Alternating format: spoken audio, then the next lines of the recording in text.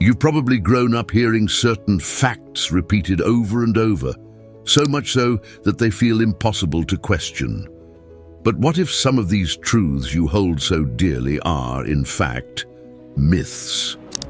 Today, we're diving into some of these commonly accepted beliefs that turn out to be nothing more than misconceptions. What you're about to learn might just flip your perspective upside down. Are you ready for the unexpected? Every day, we hear things that sound true, but don't hold up under scrutiny.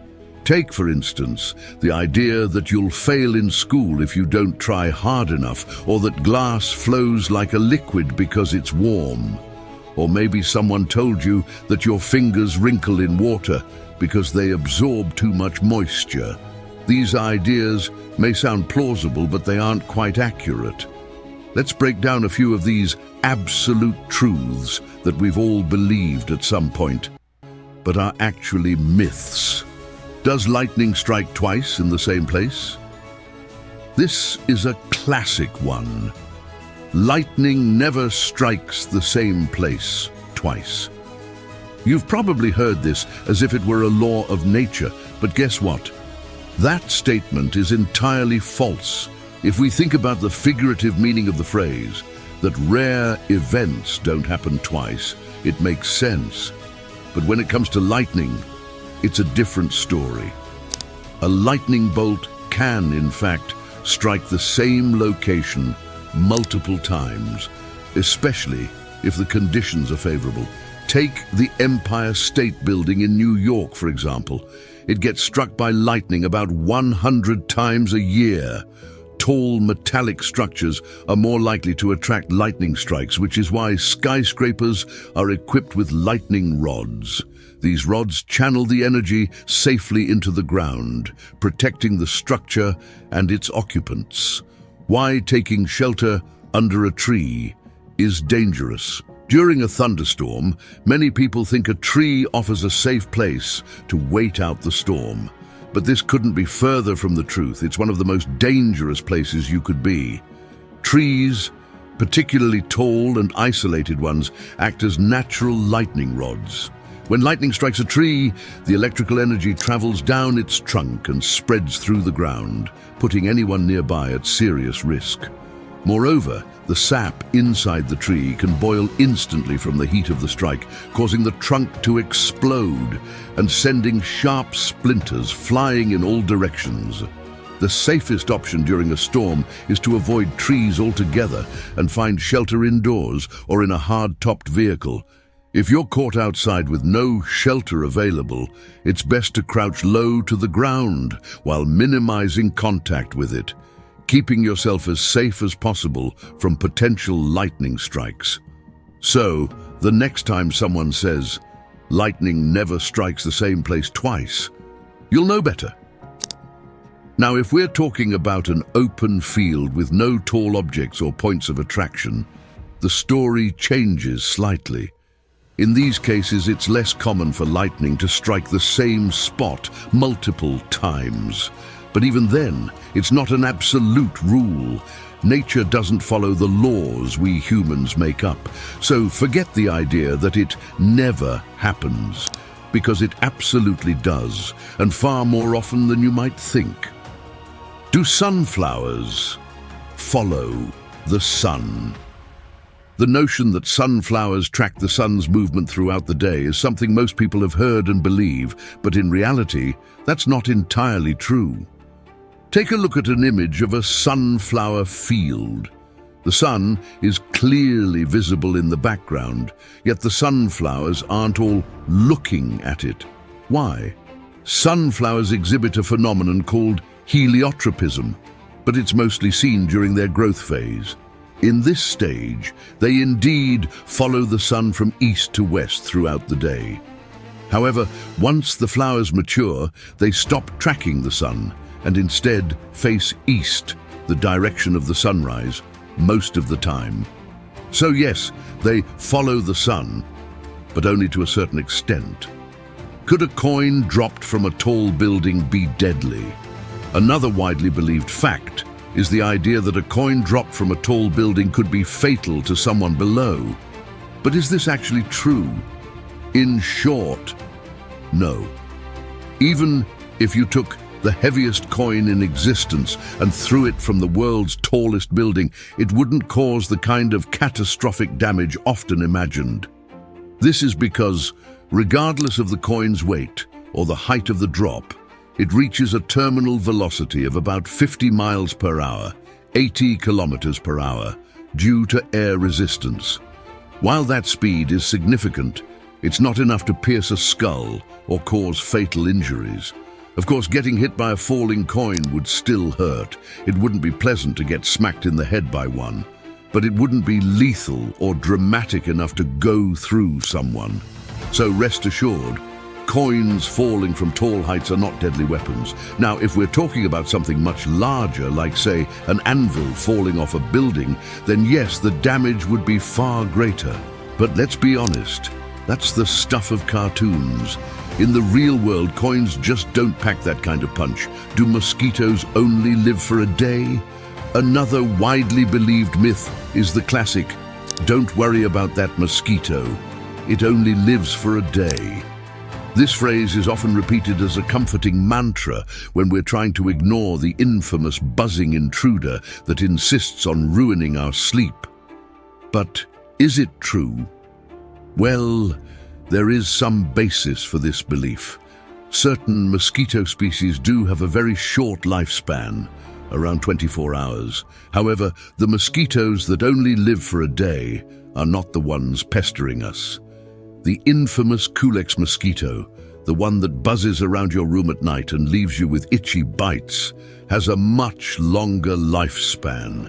These buzzing pests can live anywhere between 1 and 2 months, depending on the species and environmental conditions. So, unfortunately, that mosquito bothering you today could stick around for weeks unless you take action to eliminate it. The idea that all mosquitoes only live for a day is just another myth that's spread far and wide. Frogs and warts. Fact or fiction? Let's move on to another classic warning you've probably heard from your grandma. Don't touch frogs or you'll end up with warts. This is another belief many people take seriously, but it has no scientific basis. While frogs can sometimes secrete toxins, which makes it inadvisable to handle them bare-handed, touching a frog won't give you warts. This idea likely originated as a way to discourage kids from picking up potentially harmful animals. However, there's no connection between frogs and the warts humans get. Warts in humans are caused by the human papillomavirus, HPV. Transmission occurs through direct contact with an infected wart or contaminated surfaces. So, if you touch someone else's wart or an open wound carrying the virus, you could contract it. But frogs, they're entirely innocent in this matter. In fact, the bumps on a frog's skin, which might look like warts, are completely unrelated to the condition in humans. These bumps are part of their natural defense system and have nothing to do with HPV. So, if you accidentally touch a frog, just wash your hands thoroughly. There's no need to worry about warts. The real takeaway here is to practice basic hygiene and avoid putting dirty hands near your eyes or open wounds. And as for the frogs, let's give them a break. They've been unfairly blamed for way too long. The rib of Adam, myth or fact? You've probably heard the famous claim, men have one less rib than women, because of the biblical story where God took a rib from Adam to create Eve. Sounds intriguing, right? But this statement is far from true. If you're a man and get an X-ray, you'll see you have exactly 24 ribs, 12 on each side. And if you're a woman and do the same, guess what? You also have 24 ribs. Both men and women have the same number of ribs unless someone has a rare genetic condition or has had a rib surgically removed. This myth, however, has persisted for generations as a popular misconception. Why do our fingers wrinkle in water? Ever spent too much time in the pool, shower, or ocean and noticed how your fingers and toes wrinkle up? If you've ever asked your mom or grandma why this happens, they might have said it's because your fingers absorb too much water. But is that really the case? Not quite. This phenomenon is actually a fascinating adaptation of the human body. When you stay in water for an extended period, your nervous system sends a signal to constrict the blood vessels in your fingers, causing the skin to wrinkle. This wrinkling serves a purpose. It increases grip. Wet surfaces are slippery, and wrinkled fingers help you hold onto objects more securely. It's like your body activates a special mode to improve hand and foot functionality in wet conditions. If it were simply a matter of absorbing water, your fingers would swell rather than wrinkle. This change in texture is a brilliant example of human adaptation. So next time you see your fingers wrinkled after a swim, know that it's your body being incredibly efficient. Are the poor getting poorer? You've probably heard the saying, the rich get richer and the poor get poorer. It's a phrase that's been repeated for decades, and many believe it perfectly sums up global inequality. But is it really true? It's undeniable that global inequality is massive. Some people accumulate wealth they couldn't spend in a lifetime, while others struggle just to survive. However, the notion that the poor are getting poorer isn't entirely accurate.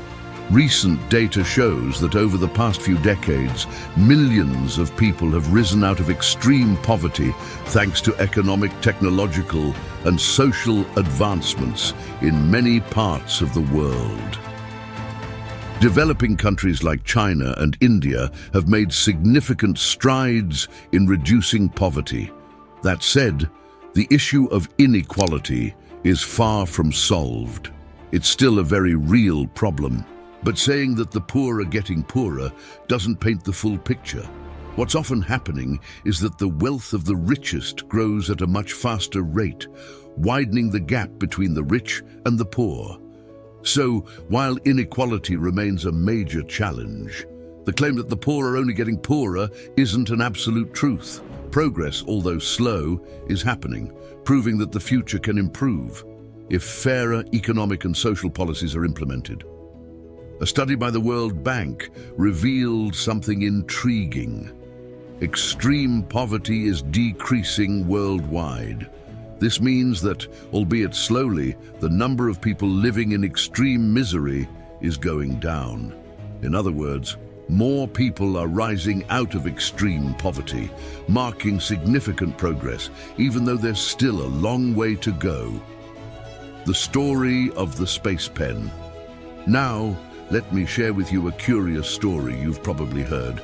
The tale of the most expensive pen in the world.